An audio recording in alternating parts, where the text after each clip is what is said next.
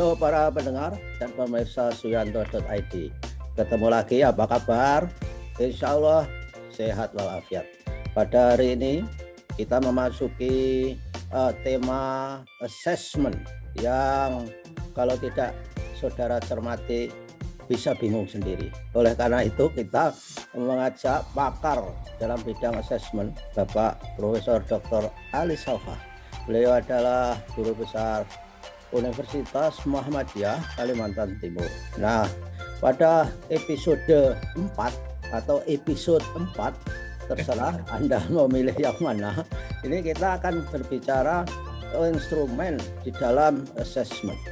Assessment itu biasanya menggunakan instrumen seperti apa dan akan digunakan untuk apa. Tapi jangan lupa Anda semua selalu klik subscribe bagi yang belum subscribe, supaya Anda selalu mendapatkan video terbaru dari Profesor Dr. Ali Saukhah, terutama para murid-muridnya. Dan ini kesempatan yang baik untuk mendengarkan persoalan assessment, karena saya dulu ini mengambil 1 semester, Pak Ali Saukhah bersemester-semester, karena ahlinya memang di situ. Kita sapa dulu. Assalamualaikum warahmatullahi wabarakatuh, Pak Ali. Waalaikumsalam warahmatullahi wabarakatuh. Gimana kabarnya, Pak Yanto? Alhamdulillah. Jadi saya flu kemarin, bersyukur Pak Ali, karena sudah berhenti pada flu, tidak bablas ke COVID-19. Ya, ini saya bersin-bersin juga ini. Dan tidak jadi flu.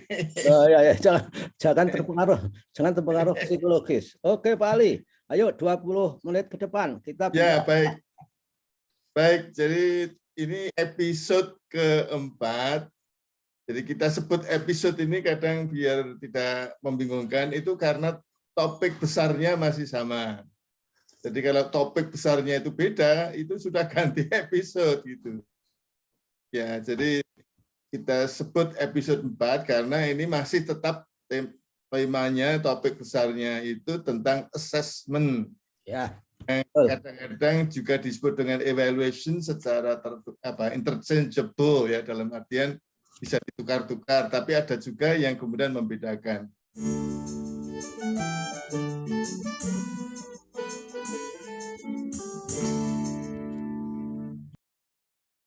Ya, pada dasarnya kita bisa mengatakan sama aja, tapi kemudian hasil akhirnya itu yang kemudian bisa saja menghakimi, tapi bisa juga hanya mendeskripsikan. Nah, kalau saya selalu cantolkan ke definisi ya, agar kemudian menjadi jelas konteksnya itu, ini ingat bahwa definisi assessment itu any systematic method of obtaining information from tests and other sources used to draw inferences about characteristics of people, objects, or programs. Ya, kalau ini saya ulang-ulang terus karena itu cantolannya ini dari APA, ini definisi ini. APA itu American Psychological Association yang kerjasama dengan lembaga asosiasi tentang tes di dunia gitu. Ini yang ingin saya soroti, fokuskan itu adalah ini kata-kata method of obtaining information from tests and other sources. Nah, jadi fokus pada tes itu sebagai instrumen pengumpul informasi. Ya. Pada tes saja. Ya. Ya.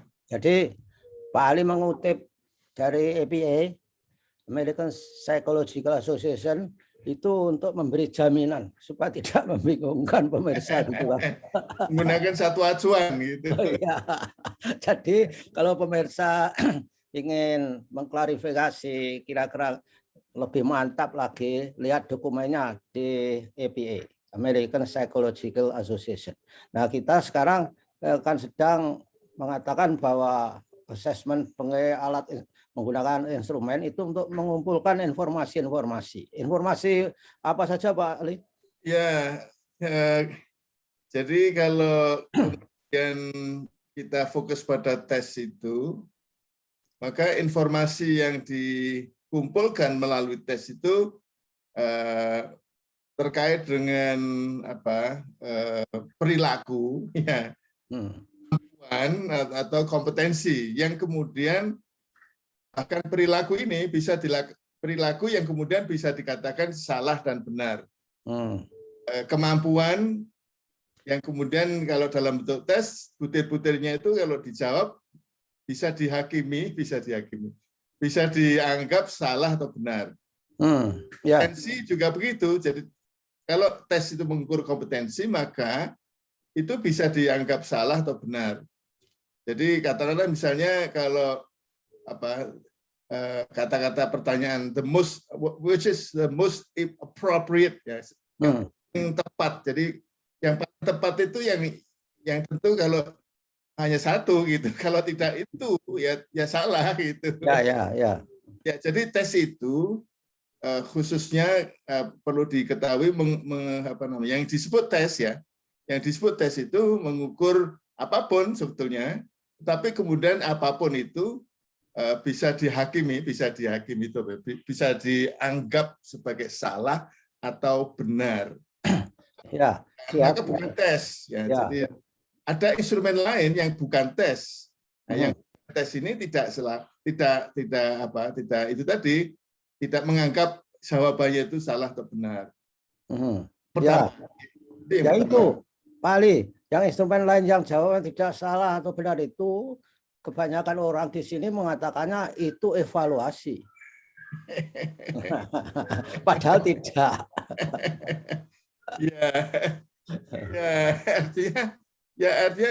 Artinya itu tadi sebetulnya ya itu bagian dari assessment, bagian dari evaluasi, dalam artian kalau kita sekarang menggunakan dua istilah itu untuk makna yang sama. Jadi assessment atau evaluation itu menggunakan instrumen dalam bentuk tes atau selain tes. Selain tes ini kan seringkali disebut non-tes ya.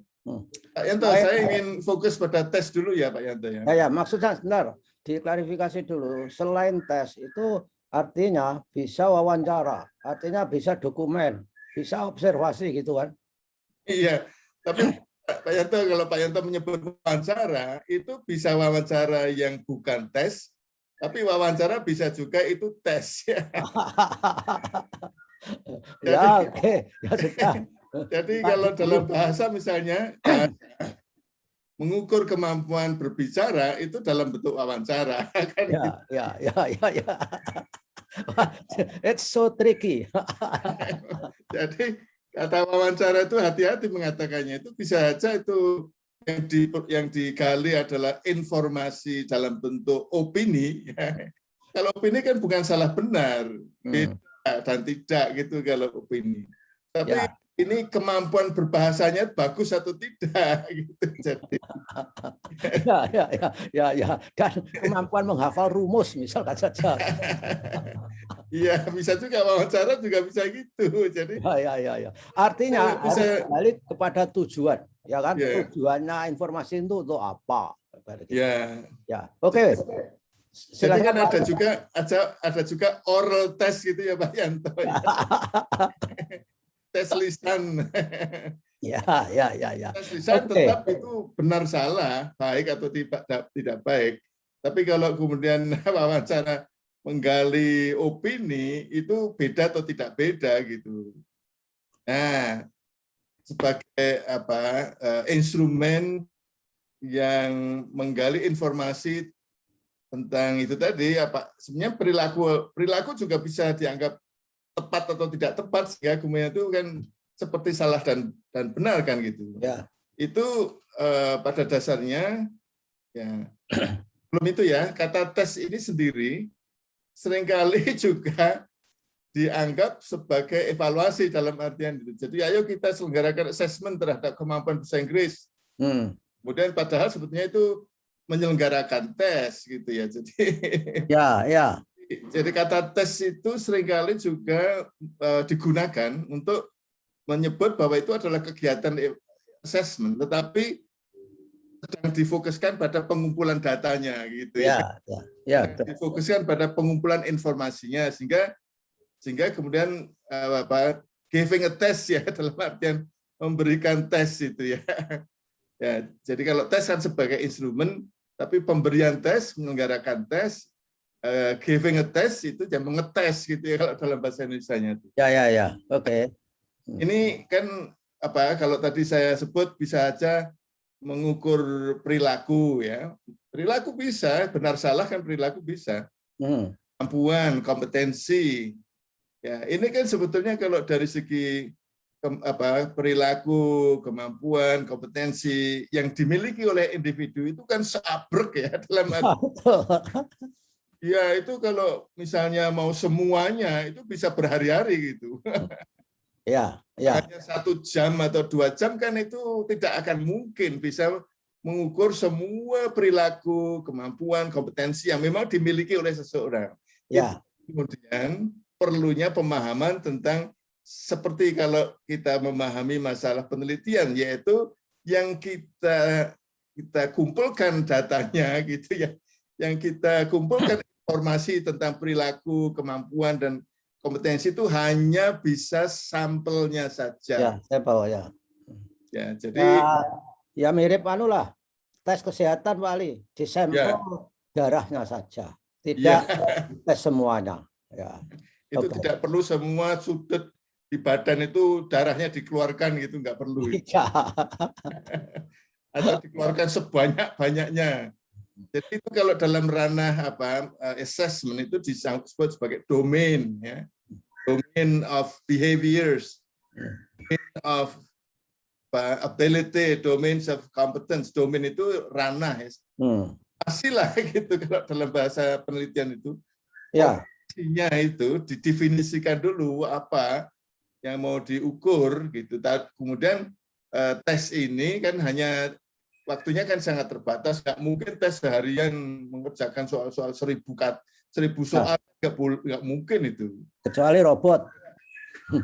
Akan ada unsur fatigue ya, kelelahan. Jadi dan kalau itu kelelahan itu kemudian tidak akan valid lagi gitu. Ya, tidak. Nah, ini valid itu saudara, valid itu adalah mengukur apa yang seharusnya diukur. Ya, jangan yang sampai betul-betul iya. Jadi karena itu tadi sampel betul-betul mengukur seluruh populasi kita. Ya, itu konsepnya. Ya. Jadi ya. tes yang kan harus tes itu ada valid dan reliable. Saya kira kalau tidak reliable, validitasnya terganggu juga kan Pak Ali? Itu sebagai persyaratan Pak Yanto. Ya. Stabilitas itu persyaratan. Valid kalau reliable dulu kan gitu. Ya. Reliable itu dulu, yang reliable itu belum tentu valid ya, karena yang namanya reliable kan hanya masalah konsistensi, tapi konsistensi. Ya. Saya bisa beri contoh Pak Ali. Misalkan jam kita itu terlambat, selalu terlambat 5 menit, itu tidak valid, tapi lebih baik daripada tidak reliable. Hari ini lambat 5 menit, besok lambat 10 menit, besok maju 3 menit. Nah, itu lebih jelek. Walaupun tidak valid. Ini juga bisa Pak, orang yang konsisten setiap hari itu mengatakan kata-kata kotor itu ya itu namanya reliable itu. Ya. Tetapi kemudian apakah itu orang baik gitu.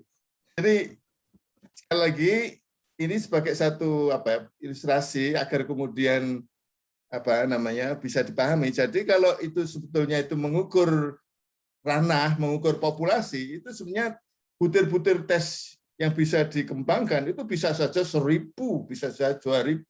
Yang orang menyebutnya itu tes banking ya, item banking ya. Pada dasarnya secara teoritis gitu ya, sekali mengembangkan sebuah tes untuk mengukur sesuatu, itu tadi perilaku atau kemampuan atau keterampilan, kompetensi, itu bisa beribu-ribu. Tetapi kemudian ambillah sampelnya yang kira-kira bisa dikerjakan selama misalnya katakanlah 60 menit. Gitu. Nah, ini sehingga dengan item banking itu, dengan mudahnya, katakanlah misalnya dalam tes secara nasional, itu ada 2 peserta tes berdampingan, saling nyontek, nggak bisa, itu tesnya beda loh. Ya, betul. Butir-butirnya beda, tapi sebetulnya mengukur hal yang sama karena sama-sama sampel dari populasi tadi. Dan sudah Dan sudah diuji kesetaraannya. Betul. Ya. Iya, equivalensinya, ya. Ekuivalensi. Ya. Jadi karena itu tadi, karena pengambilan sampel dari populasi tadi memang random gitu. Ya. Random. Jadi betul-betul memang setiap kali kita mengambil katakanlah 100 soal dari 1000 tadi, itu betul-betul mewakili 1000, sehingga 100 yang lain itu sama aja.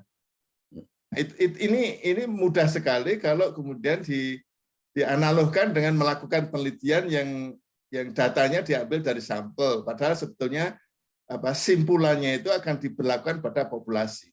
Ya. Kalau saya teruskan, sampel perilaku lalu akan generalisir kepada populasi keseluruhan perilaku orang, gitu kan? Iya betul, ya itulah kemudian itu kalau mau ini tidak saya niatkan untuk saya bahas, tapi Pak Yanto memancing untuk saya mengatakan bahwa bisa aja itu ada error, Pak Yanto. Ya betul. Jadi artinya sebetulnya dia bagus, tapi tes itu menunjukkan tidak bagus. Nah, itu ada errornya. Error itulah yang kemudian bisa dianggap bagaimana tingkat validitasnya itu. Ya, dan itu ada ilmunya. Berapa jauh error bisa ditolerir? Ya, kalau sebetulnya ini termasuk teoritis ya, tetapi mudah sekali disebut ya. Bahwa pada dasarnya kita istilahnya itu the true ability, the true competence, true behaviors, itu istilahnya itu kemampuan yang hakiki yang dimiliki seorang itu tidak pernah kita ketahui. Yang kita ketahui itu hanya yang kita amati dalam perilaku, menjawab tes, hasil jawaban tes itu yang kita amati. Padahal itu bisa saja betul-betul mewakili kemampuan yang sebenarnya, bisa juga tidak. Karena error itu salah satu contohnya ya nyontek, kemudian sedang flu berat ya, sehingga dan juga kalau testinya itu tahu bahwa akan dites, dia punya pengetahuan, itu kan tes wiseness itu kan juga mempengaruhi validitas. Ya, jadi itu tadi. Kemudian populernya itu error of measurement, apa namanya? Kesalahan dalam mengukur ya. Ini saya menyebut measurement ini, saya kira bisa juga jadi topik berikutnya ini. Ya, karena di sana pengukuran nggak ada error of evaluation, Pak Ali. Oh iya.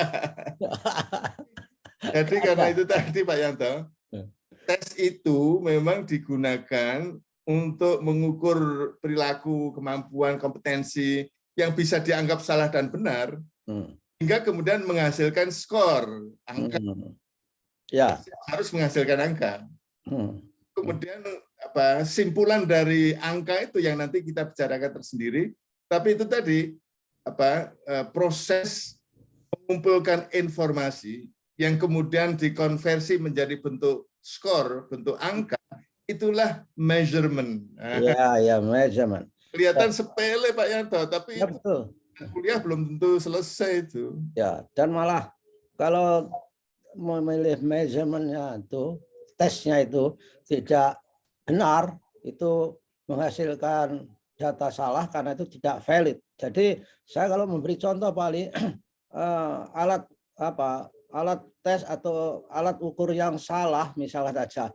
Orang kalau mengukur jarak itu yang paling valid ya pakai meteran. Tapi sebenarnya bisa pakai jengkal atau pakai peniti pun bisa. Tapi kalau pakai peniti peluang salahnya itu kan lebih besar karena kesalahan alat ukur. Nah, kira-kira kan seperti itu. Nah, 2 menit lagi Pak Ali. Ya betul. Jadi ini betul-betul memang bidang ilmu tersendiri ya. Tapi kita ingin membuatnya menjadi lebih populer gitu ya. Ya. Jadi, kata measurement itu bahkan menjadi nama keilmuan tersendiri ya. Kalau di literatur misalnya katakanlah sekarang ada Google itu educational measurement. Ya. Measurement itu program studi itu. Itu nama program studi, educational measurement. Program studi ini kan kemudian punya mata kuliah, semuanya itu tentang keilmuan educational measurement. Ya. Tapi intinya sebetulnya itu ilmu tentang bagaimana mengkonversi informasi menjadi angka, yang kemudian angka ini betul-betul mewakili informasi, dan informasi itu betul-betul the true information gitu apa namanya? Information, ya. Informasi yang betul-betul, karena itu kan ada dalam diri manusia yang tidak pernah bisa kita ketahui secara hakiki gitu ya. Secara hakiki. Ibaratnya manusia itu kalau kita lihat perilakunya itu belum tentu itu perilaku, sebetulnya perilaku apa itu, kan kita hanya melihat yang bisa kita amati aja. Ya. Ini yang topik yang besar, tetapi kita coba untuk bagaimana membuatnya bisa dirasakan seperti apa. Ya, karena orang yang ikut tes itu kalau memang tahu tujuannya tes untuk jabatan tertentu misalkan, kalau nggak suka pada jabatannya, akan bisa juga disalah-salahkan, Pak Ali. Iya. Ya, itu dengan mudahnya itu ya, ini karena tes itu kan harus punya tujuan dulu kan. Ya, itu nanti diarahkan pada jawaban yang seperti apa. Ini sebetulnya yang kalau dalam bahasa psikologi itu sebetulnya disebut dengan construct ya. Construct ya. Sebetulnya katakanlah yang heboh sekarang ini di masyarakat ya. Yang heboh di masyarakat itu karena yang dipertanyakan itu konstruknya, yang diukur itu apa? Butir-butirnya seperti ini, kok simpulannya seperti ini. Jadi itu kemudian tidak layak menjadi PNS misalnya. Nah, itu sebenarnya yang diukur apa? PNS itu sebenarnya harus memiliki kompetensi apa? Ya ini program studi tadi itu ya. Oke lah. Tapi itu tadi tadi Pak Yanto, itu yang dirasakan. Itu sebenarnya yang sekarang ini heboh gitu ya, tes segala macam tes itu yang dipertanyakan masyarakat. Bahkan saya barusan itu mempertanyakan masalah sertifikasi dosen itu ya. Kan ada tesnya itu ya, ada tesnya, komponen tesnya yang menghasilkan skor. Nah ini sebetulnya valid atau tidak, yaitu sama dengan yang tadi. Ini sebetulnya mau diukur konstruk seorang yang profesional, dosen yang profesional itu konstruknya apa? Ini yang belum jelas. Ya, oke Pak Ali. Ini malah sangat menarik bicara konstruk dan sebagainya itu. Jadi saudara-saudara, untuk icip-icip konstruk itu ya sebuah konsep yang sebetulnya nggak ada acuan realnya. Seperti misalkan demokrasi, cinta, itu apa? Cinta itu mungkin bisa disampel, oh kalau malam minggu datang, mau traktir dan sebagainya. Nah begitulah kita harus berpisah, Pak Ali, karena kita harus menginspirasi para stakeholder kita, para pemirsa, supaya tidak kepanjangan sehingga baru tahu menit durasinya saja malah nggak mau melihat video kita. Terima kasih atas kebersamaannya. Mudah-mudahan kita ketemu pada episode 5 yang akan datang. Terima kasih. Wassalamualaikum warahmatullahi wabarakatuh. Waalaikumsalam warahmatullahi wabarakatuh. Terima kasih Pak Yanto. Terima kasih.